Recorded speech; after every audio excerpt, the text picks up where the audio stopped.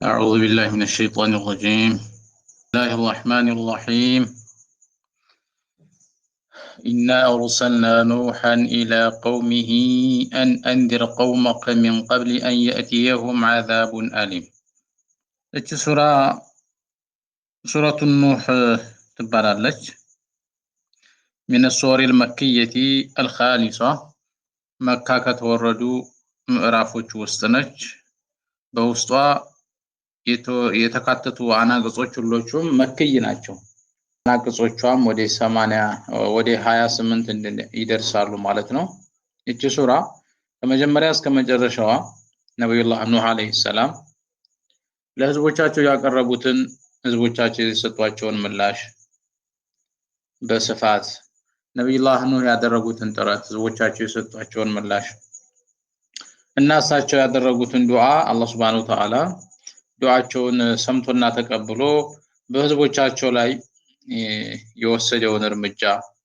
በሰፊው ታመለክታለች ማለት ነው።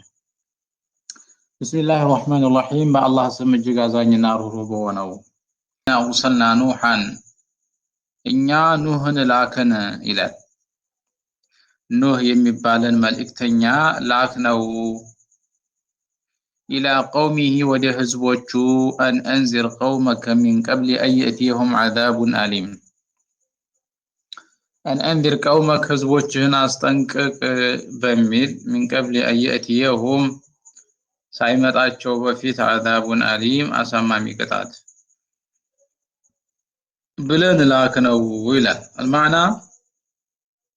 إن أرسلناه لينذرهم بالعذاب لم يؤمنوا ካላመኑ አላህ Subhanahu Wa Ta'ala እንደሚቀጣቸው በመግለጽ እመኑ እያለ የሚያስፈራራን መልእክተኛ ኑህ የሚባልን ላከን ይላል። ነብዩላህ ኑህ አለይሂ ሰላም ከአቡል በሸር አደም ልጆች ውስጥ የተወለዱ ለመጀመሪያ ጊዜና በካሃዲ ማህበረሰብ ላይ ረሱል ተደርገው የተላኩ ናቸው ማለት ነው። ከዚያም አላህ Subhanahu Wa Ta'ala ነብዩላህ ኑህ ለህዝቦቻቸው ያደረጉትን ዳዕዋ ይገልጻል። قال يا قوم إني لكم نذير مبين ከዚያም ወደ ህዝቦቹ በመሄድ ኑህም አለ ያ قومي ህዝቦች ሆይ إني لكم نذير مبين እኔ ግልጽ አስጠንቃቂያችሁ ነኝ። أنذركم وأبين لكم رسالة الله بلغة تعرفونها በመታውቁት ቋንቋችሁ እመኑ ስል እጠራችኋለሁኝ እያለ አስጠነቀቀ ማለት ነው። أن اعبدوا الله واتقوه وأطيعون አላህን ተገዙት ፍሩትም وأطيعون ታዘዙም በማለት يغفر لكم من ذنوبكم ከወንጀሎቻችሁ ይምራችኋል ويؤخركم ያዘገያችኋል إلى أجل مسمى እስከታወቀው ጊዜ ገደባችሁ ድረስ إن أجل الله يا الله سبحانه وتعالى أجل እሱ የወሰነው ጊዜ ገደብ إذا جاء የመጣ ጊዜ እና የደረሰ ጊዜ لا يؤخر አይዘገይም لو كنتم تعلمون بالتوقع نور إلى الله سبحانه وتعالى. قال ربي نوح قال ጌታዬ يا ربي إني دعوت قومي ህዝቦችን ጠራኋቸው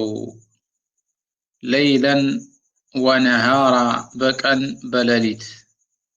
በሌሊቱም በቀኑም ክፍለ ጊዜ ጠራኋቸው إلى التوحيد وإلى الإيمان فلم يزدهم دعائي إلا فرارا የኔ ጥሪ ከሐቅ መሸሽን እንጂ አልጨመራቸውም إدبارا عن الإيمان والحق السنة يجمرت إلى وإني كلما دعوتهم كذا بتفصيلنا بزرزر ህዝቦቻቸው የሚሰጡትን ምላሽ ሲገልጹ وإني أني كلما دعوتهم ጥሪ ባደረኩላቸው ቁጥር لتغفر لهم እንዲተምራቸው جعلوا أصابعهم في آذانهم የጣቶቻቸውን ጫፍ በጆሮቻቸው ውስጥ ያስገባሉ ሊአላ የስመዑኒ እምለውን እንዳይሰሙ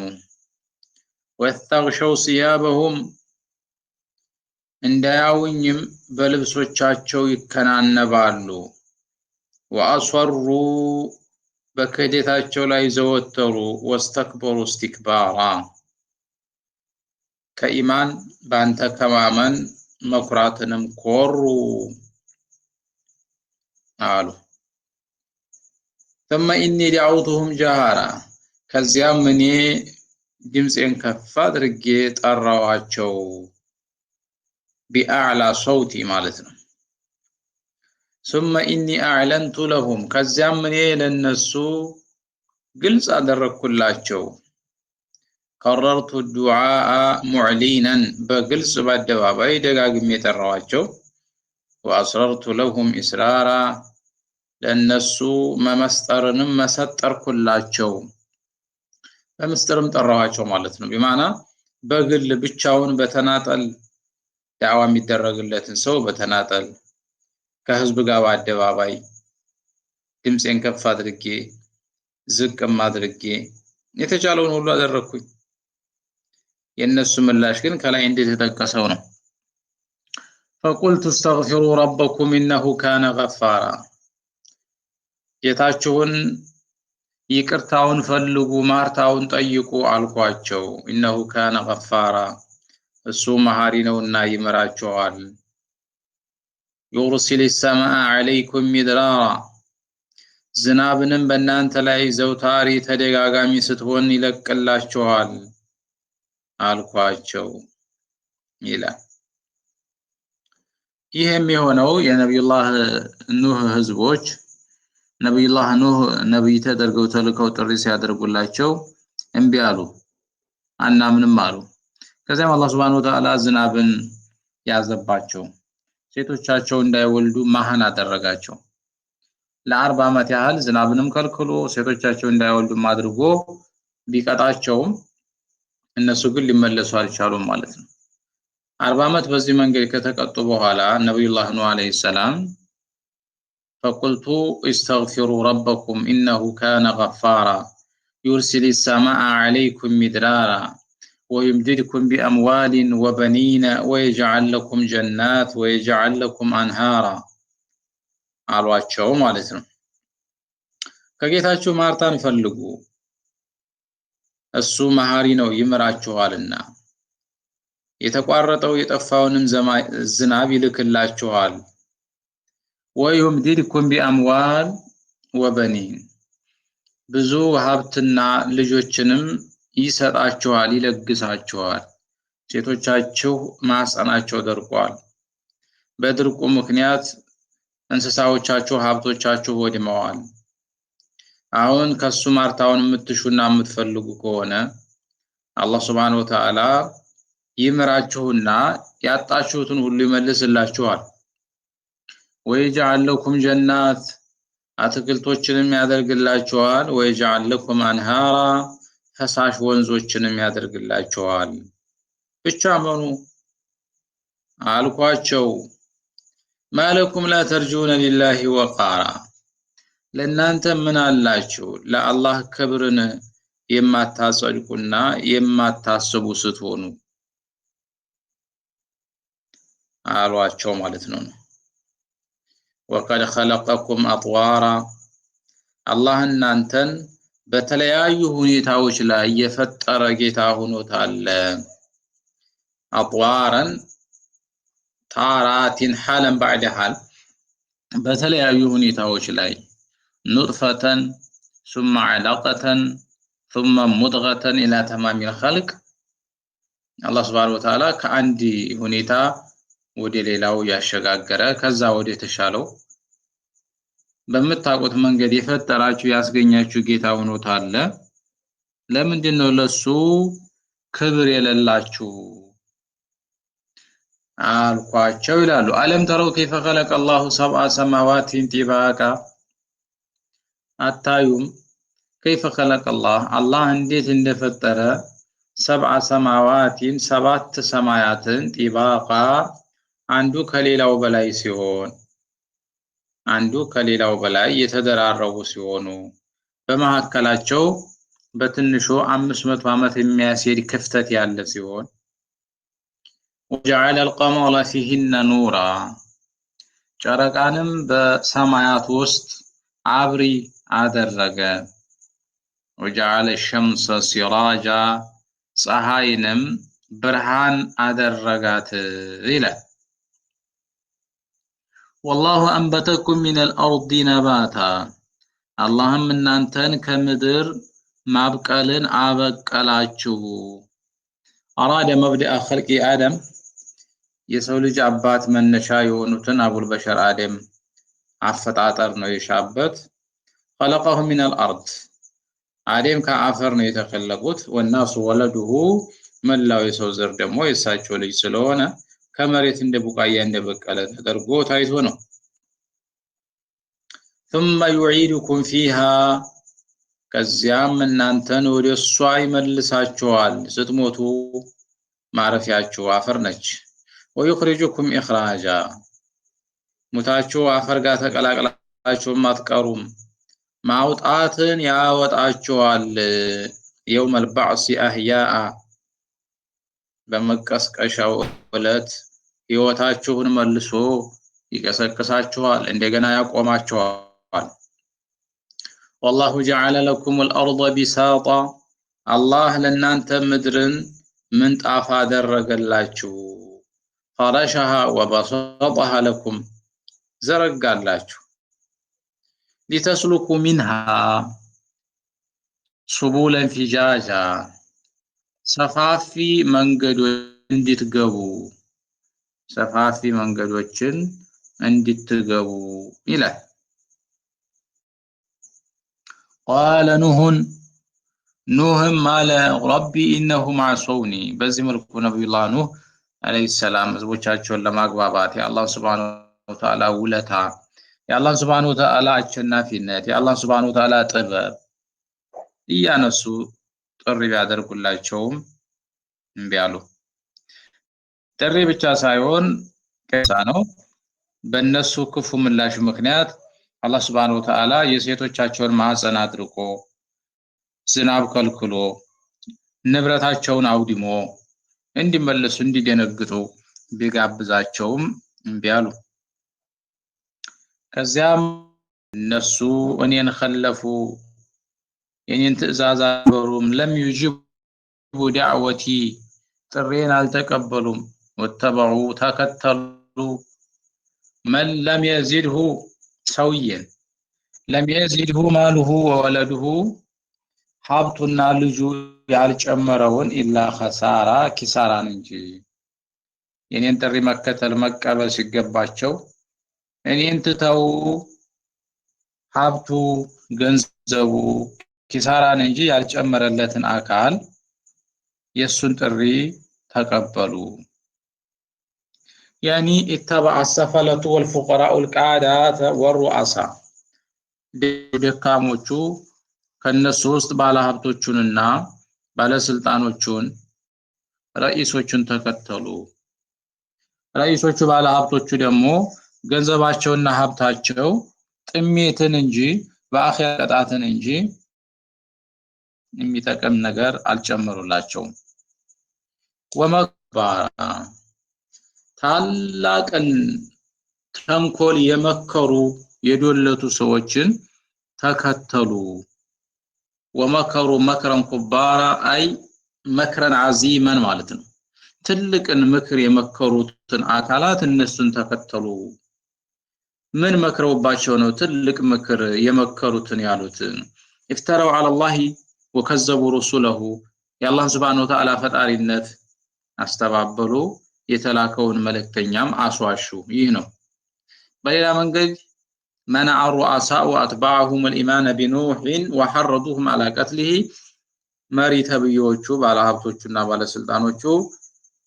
ህዝቦቻቸው ኑህን እንዳይከተሉ እንዳውም ሊገድሉት እርምጃ ሊወስዱበት ባሰው እንደሆነ ጭምር ቀስቀሳ አድርገው ስለነበረ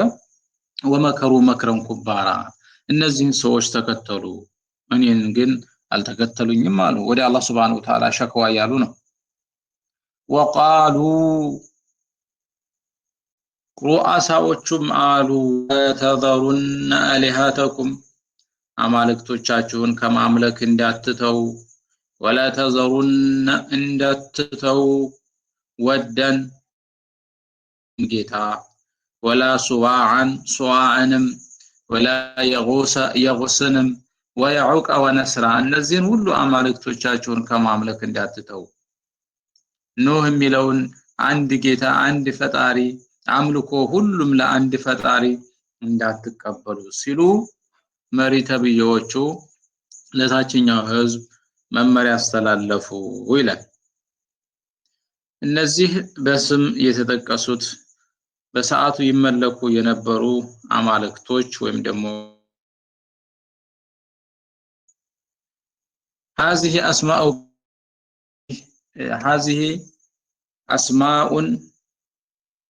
أسماء قوم صالحين صالح الله ፈሪ የነበሩ ህዝቦች ስም ሲሆን በነብዩላህ አደምና በኑህ ዘመን መካከል የነበሩ ህዝቦች ናቸው። እነዚህ ግለሰቦች ሲሞቱ የነሱ ተከታይ የነበሩት በእነሱ ኢባዳ በእነሱ መልካምነት ኢክቲዳ ለማድረግ አስበው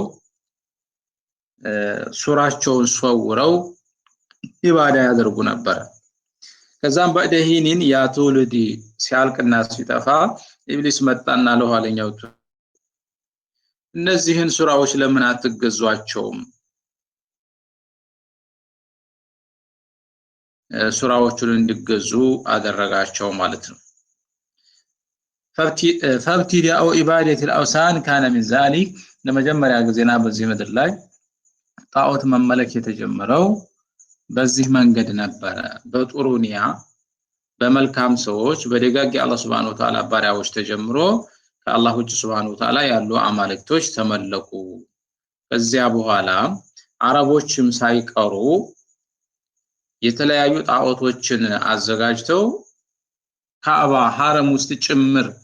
አስገብተው ኢባዳ ያደርጓቸው ነበር ማለት ነው። ለእያንዳንዱ ማህበረሰብ ለእያንዳንዱ ጎሳ የራሱ የሆነ ጌታ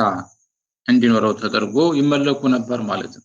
ወል የሚባለው ትልቁ ጌታቸው ሲሆን ለየጎሳው እነ ላት እነ ዑዛ እነ መናት ሌሎችም ነበሯቸው ማለት ነው። አወሉ እነዚህ አማልክቶች ኢባዳ የሚደረጉት በስም የተጠቀሱት ብዙን ሰው አሳስተዋል። ولا تزيد الظالمين الا ضلالا በዳይ ከሃዲያንን ጥፋትን ጥሜትን እንጃት ጨምቸው በማለት ዱዓ አደረጉባቸው። ሀዛ ዱዓ ወናለይም በእነሱ ላይ የተደረገ ዱዓ እርግማን ነው። ይሄንንም ዱዓ ያደረጉ ሰላም አላህ Subhanahu Wa Ta'ala እነዚህ ተከታዮች ሊያምኑ አይችሉም በሚል ካሳወቃቸው በኋላ ነው። ለዩሚነ ሚን ቆሚከ ኢላ መን ቀድ አመን ከዚህ በስተፊት ያመነው ካልሆነ በስተቀር እስከዚህ ሰዓት ድረስ ያላመነ ከዚህ በኋላ ሊያምንልህ አይችልም ብሎ አላህ Subhanahu Wa Ta'ala ሲነግራቸው ይሄንን ዱዓ ተጠቀሙ ማለት ነው። ኃጢአት ምክንያት በሰሯቸው ወንጀሎች ኦግሪቁ ተሰመጡ በውሃ እንዲጠፉ ተደረገ። ፈውድኺሉ ናራ እሳትንም ገቡ። فلم يجدوا لهم من دون الله انصارا ለነሱ ከአላህ ውጭ የሚረዳቸው ረዳትንም አላገኙም። አላህ ሲያጠፋቸው ለምን ታጠፋቸዋለህ ብሎ ሊከላከል የሚችል አካል አላገኙም ይላል። وقال نوح ربي نوحም አለ ጌታዬ ሆይ لا تذر على الارض من الكافرين ديارا በዚህ ምድር ላይ ከካሃዲያን አንድንም አትተው ሁሉንም አጥፋልኝ ብሎ እኔን ጠየቀ ይላል። እነዚህ ሁለት አያዎች ተቅዲምና ተአኺር አለባቸው። አወለን መጀመሪያ ኑህ ረቢ لا تذر على الارض من الكافرين ديارا ብለው አላህን ጠየቁ። ከዛም አላህ Subhanahu Wa Ta'ala አጠፋቸው። ከዛም ሚማ ኸጢአትህም ኦግሪቁ ሆነ ታሪኩ ማለት ነው ተጠፉ። ኢነከ አንተ ኢንተዘርሁም ብትተዋቸው እነዚህን ሰዎች يضل عبادك ባሪያዎችን ያጠማሉ ያሳስታሉ። ولا يلد الا فاجرا كفارا ጠማማ ከሃዲንም እንጂ አይወልዱም። የሚወልዱትም ሁሉ ከሃዲ ነው እንደነሱ ስለዚህ ሁሎችን ማጥፋልኝ አለ ኑህ ይላል አላህ Subhanahu Wa Ta'ala ካፊርን ፋጅርን እንጂ አይወልዱም ብለው ለድምዳሜ የደረሱበት ባት ልጅ ሲወልድ ልጁን ይዞ መጥቶ ይሄ ነው ኑህ የሚባለው ይሄንን እንዳትከተል በሚል ለልጁ ወሲያ ይላል ከዛም ደግሞ ያ ልጅ ወልዶ ልጁን ይዞ ይመጣና ለኑህ ሰላም ይሄንን ኑህ እንዳትከተል አባቴ አደራ ብሎኛል እኔም ላንተ በአባትነት አደራ አላህለው እያሉ በአደራ ኩፍርን ከትውልድ ያስተላልፋሉ የሚወለደው ሁሉ ጠማማ ነው አሉ አላህ Subhanahu Wa Ta'ala ዱዓቸውን ተቀበለና ሰማይን መሬትንም ውሃሽን ትፊ በሚል በውሃ አጥለቅልቆ ዓለምን አጠፋቸው እሱም ብቻ አይደለም እሳትም እንዲገቡ ተደረገ ይላል ነብዩላህ ኑህና አብረዋቸው የነበሩ አማኞች ግን በኑህ በተዘጋጀችው መርከብ ነጃ ወጡ ማለት ነው ረቢ اغفر لي ولوالدي ጌታዬ ለኔ ይቅር በለኝ ማረኝ ለወላጆችም ولمن دخل بيتي بيت يلغبام مؤمن هنو وللمؤمنين والمؤمنات لملاو አማኝ ወንድም ይሁን ሴት ማረን ولا تزيد الظالمين الا تبارا ዛሊሞችን በዳዮችን ጥፋትን እንጂ እንዳጨመራቸው ሲሉ ኑህ ዱዓ አደረጉ ማለት ነው رب اغفر لي ولوالدي ለወላጆችም አሉ አባታቸው ለመክ ይባላል እናታቸውም ሰምሃ ቢንቱ አኑሽ የምትባል ስትሆን ሁለቶቹም ሙእሚኖችና ሙስሊሞች ነበሩ ማለት ነው ወሊማን ደخل بيتي ቤት የለገባ ማለት ኖሪያ ቤቴን ማለት ነው በሌላ መንገድ ደግሞ መስጂድ የኢባዳ ቦታ ነው ለማለት ነው እዚህ የኢባዳ ቦታ አምኖ የገባን ሰው ሁሉ ማለት ነው ከፊል ሙፈስሲሮች ደግሞ ወሊማን ደخل بيتي ማለት ሰፊናዬን መርከቤን እችን መርከብ ላይ ተሳፈረ ሰው ሁሉ ማለት ነው ብለዋል ከዚያም እንደገና በታሚም ወለልሙእሚኒና ወልሙእሚናት ለወንድም ለሴት አማኞች ለሁሉችም ይቅር በለን ማረን በዳይ ዟሊሞችን ግን ጥፋትን ውድመትን እንጂ እንዳትጨምራቸው በሚል ዱዓ አደረጉ ማለት ነው ዛሬው የሱረቱ አንኑህ ትምህርታችን የሰማችሁትን ይመስላል ወሰለላሁ ዐለ ነብይ ወአሊሂ وصحبه أجمعين والسلام عليكم ورحمة الله وبركاته